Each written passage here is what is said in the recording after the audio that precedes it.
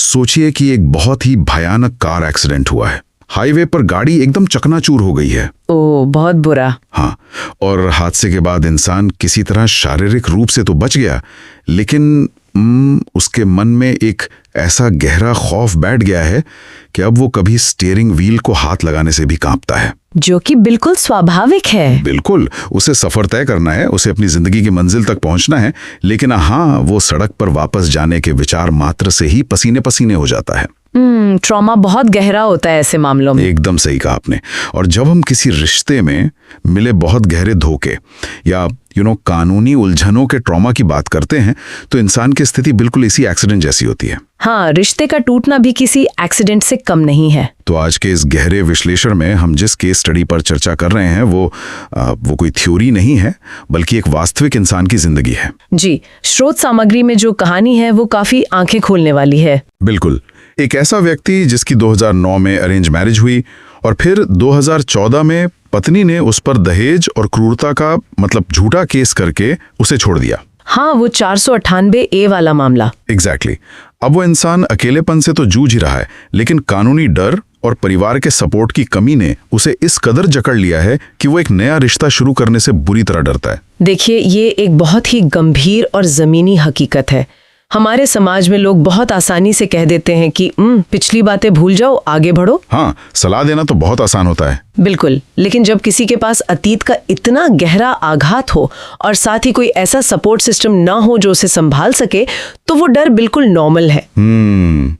तो आज हमारा मिशन है इस स्रोत सामग्री को डिकोड करना। जी, क्योंकि आज हम जिन नोट्स का विश्लेषण कर रहे हैं वो सिर्फ खोखली सांत्वना नहीं देते।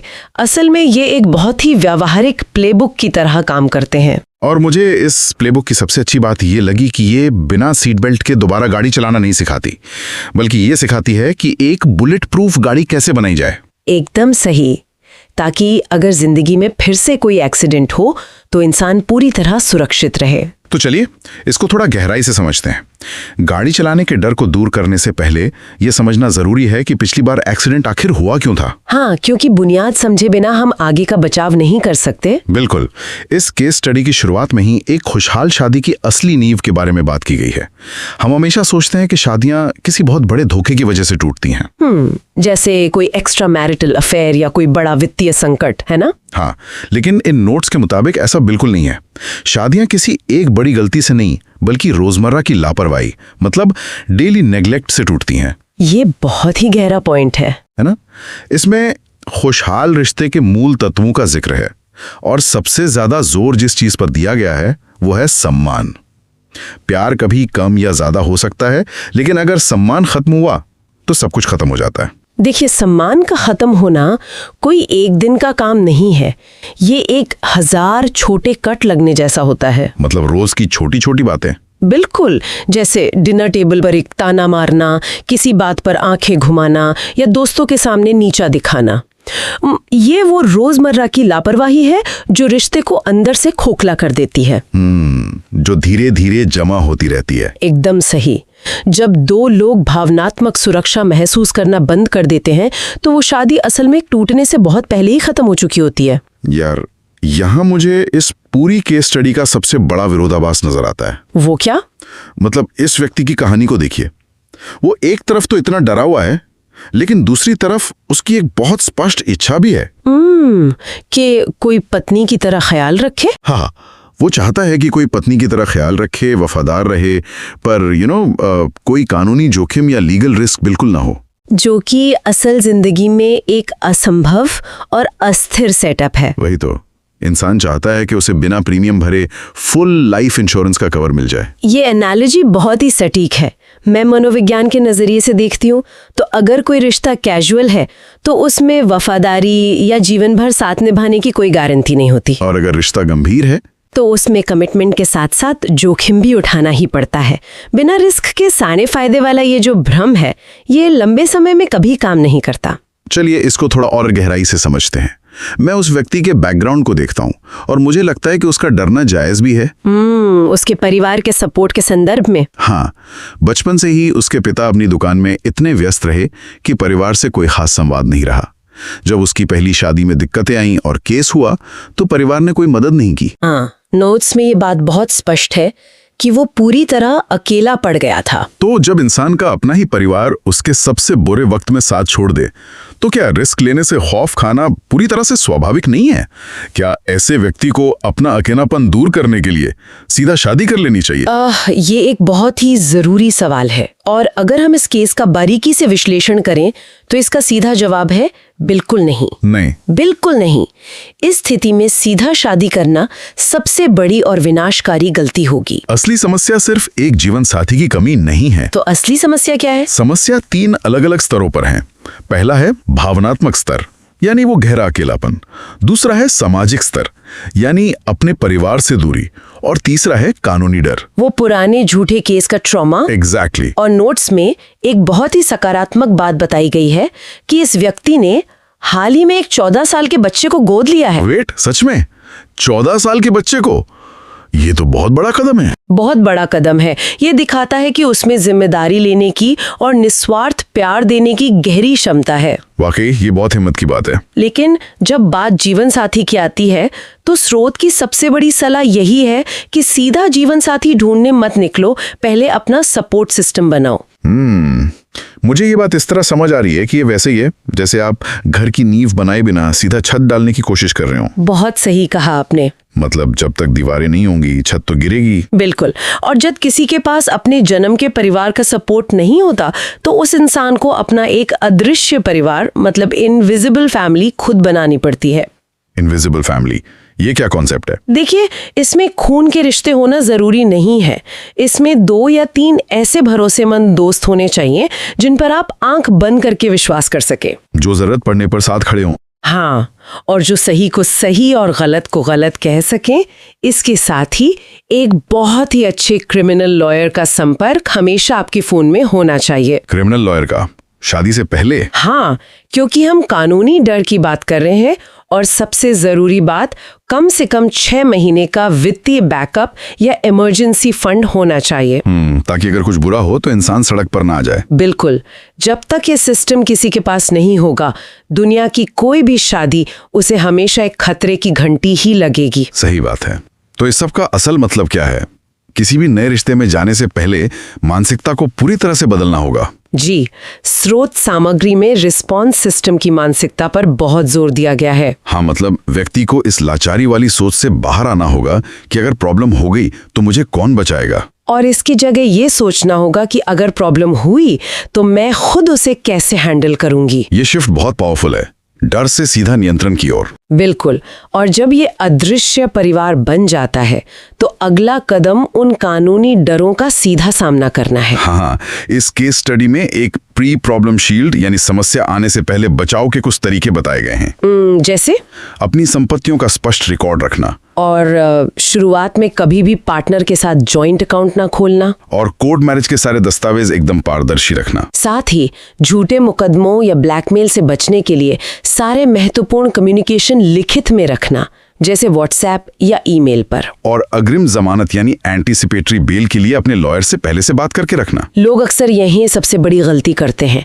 वो सोचते हैं कि मेरे साथ ऐसा दोबारा थोड़ी होगा। पर एक सेकंड रुकिए, मैं यहाँ थोड़ा असहमत हूँ और मुझे लगता है कि ये सवाल पूछना बहुत जरूरी है। बताइए, क्या सवाल है? अगर कोई इंसान नए रिश्ते की शुरुआत कर रहे हैं और वो पहले दिन से ही लॉयर, डॉक्यूमेंट्स और व्हाट्सएप के स्क्रीनशॉट्स को सबूत की तरह दिमाग में लेकर चल रहा है, तो क्या ये रोमांस और प्यार को पूरी तरह खत्म नहीं कर देता? मैं समझती हूँ आप क्या कह रहे हैं। मेरा मतलब है, ये बहुत ही मशीनी और रोबोटिक लगता है। प्यार तो भावनाओं का नाम है। इतनी ज्यादा कैलकुलेशन से रिश्ता शुरू होने से पहले ही शक से भरा नहीं हो जाएगा? यहाँ सबसे दिलचस्प बात यह है कि कोर्ट भावनाओं पर नहीं चलते, कोर्ट सबूतों पर चलते हैं। ये तो सच है। जब कोई इंसान इतने बड़े ट्रॉमा से गुजर चुका होता है तो उसका दिमाग हमेशा फाइट और फ्लाइट मोड में रहता है। वो हर वक्त डरा रहता है। एग्जैक्टली। जब वो इंसान शुरुआत में ही ये व्यवहारिक कदम उठा लेता है तो असल में वो अपने उस डर को खत्म कर रहा होता है। अच्छा, मतलब ये तैयारी उसे शांत करती है। बिल्कुल। मनोविज्ञान कहता है कि इंसान खुलकर प्यार तभी कर पाता है जब वो सुरक्षित महसूस करता है। ये लीगल शील्ड सिर्फ बचाव है, कोई हथियार नहीं। ओ, तो वो ये सब सामने वाले पर हमला करने के लिए नहीं कर रहा। नहीं, वो ये इसलिए कर रहा है ताकि वो रात को शांति से सो सके। जब डर नहीं होता तभी इंसान खुलकर प्यार कर पाता है। ये वाकई एक बहुत ही नया नजरिया है। डर की गैर मौजूदगी ही असली प्यार को पनपने देती है। बिल्कुल सही। अब मान लीजिए कि इंसान ने अपना सपोर्ट सिस्टम बना लिया, कानूनी शील्ड तैयार कर ली। अब बात आती है कि उस सुरक्षित घेरे में किसी नए इंसान को एंट्री कैसे दी जाए, सही इंसान को पहचाना कैसे जाए। इसके लिए नोट्स में रेड फ्लैग्स और ग्रीन फ्लैग्स को बहुत बारीकी से समझाया गया है। हाँ, अगर रेड फ्लैग्स की बात करें तो जो इंसान शुरुआत में ही शादी के लिए बहुत ज्यादा दबाव डाले या हमेशा खुद को पीड़ित बताएं, मतलब हमेशा विक्टिम कार्ड खेले, हाँ, या पैसों और हकों पर जरूरत से ज्यादा फोकस करे, तो ये साफ खतरों के संकेत हैं। और ग्यो फ्लैग्स वो हैं जहां कोई इंसान तीखी असहमति के समय भी शांत रहता है और मैं बनाम तुम की जगह हम बनाम ये समस्या वाली मानसिकता रखता है। बिल्कुल। और इसे परखने के लिए नोट्स में एक बहुत ही स्पष्ट 30 दिन का कॉन्वर्सेशन ब्लूप्रिंट दिया गया है। 30 दिन का ब्लूप्रिंट, ये कैसे काम करता है? देखिए, ये बहुत ही मनोवैज्ञानिक तरीके से डिजाइन किया गया है। पहले 7 दिन सिर्फ रूटीन और सामान्य विचार जानने पर फोकस होना चाहिए। कोई गहरे वादे या भविष्य की बातें नहीं। बिल्कुल नहीं, क्योंकि कोई भी टॉक्सिक इंसान कुछ दिनों के लिए एक परफेक्ट पार्टनर होने का नाटक कर सकता है। अरे हाँ, शुरुआत में तो सब अच्छा ही बनते हैं। फिर 8 से 15 दिन के बीच बातचीत को थोड़ा गहरा करना चाहिए। वित्तीय जिम्मेदारियों और भविष्य में विवाद सुलझाने के तरीकों पर चर्चा होनी चाहिए। अच्छा, असली परीक्षा कब होती है? वो आती है 16 से 30 दिन के बीच। इसे एक तरह का मनोवैज्ञानिक प्रेशर टेस्ट कहा गया है। हाँ, इसी प्रेशर टेस्ट में 2 बहुत ही शानदार रणनीतियां बताई गई हैं। पहला है नो टेस्ट, यानी ना कहने का टेस्ट, और दूसरा है डिले टेस्ट, यानी देरी से जवाब देने का टेस्ट। नोट्स में सुझाव है कि किसी सामान्य बात पर शांति से ना बोलकर देखें और फिर सामने वाले का रिएक्शन नोट करें। और डिले टेस्ट में जानबूझकर मैसेज या कॉल का रिप्लाई कुछ घंटों की देरी से करें, ये देखने के लिए कि क्या वो पैनिक होते हैं या गुस्सा करते हैं। एग्जैक्टली।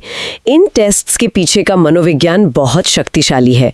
जो इंसान रिश्ते के शुरुआती दौर में आपका एक साधारण ना बर्दाश्त नहीं कर सकता, वो जीवन भर का साथी कभी नहीं बन सकता। वाकई, क्योंकि शादी में तो हजारों बार असहमति होगी। बिल्कुल। इसीलिए इस प्लेबुक का नियम है कि अटैचमेंट बाद में आना चाहिए, ऑब्जर्वेशन पहले। मुझे इस ब्लूप्रिंट की सबसे अच्छी बात यही लगी कि ये इंसान को भावनाओं के तेज बहाव में बहने से रोकता है, एक रणनीतिक नजरिया देता है। क्योंकि जब कोई इंसान भयंकर अकेलेपन का शिकार होता है तो वो अक्सर पहले ही दिन किसी अजनबी को अपनी दुनिया मान लेता है, और यही सबसे बड़ी गलती होती है। सही बात है। तो चलिए इस गहरे विश्लेषण को समेटते हैं।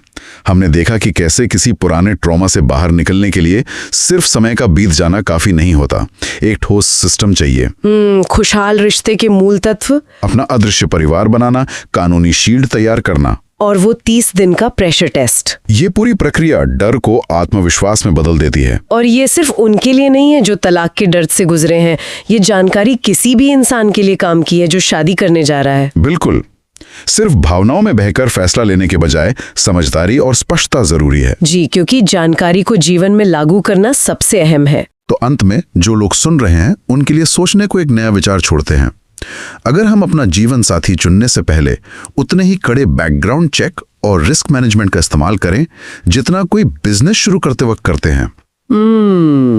एक बहुत ही दिलचस्प सवाल है ये। तो क्या इससे शादियां टूटने की दर एकदम कम हो जाएगी, या फिर हम इतने ज्यादा व्यवहारिक हो जाएंगे कि सच्चा प्यार महसूस ही नहीं कर पाएंगे? सोचने वाली बात है। सोचिएगा जरूर। पुराने एक्सीडेंट के डर को पार करके दोबारा गाड़ी चलाना जरूरी है, लेकिन इस बार एक बुलेट प्रूफ गाड़ी में। बिल्कुल सही। इस चर्चा में हमारे साथ जुड़ने के लिए शुक्रिया।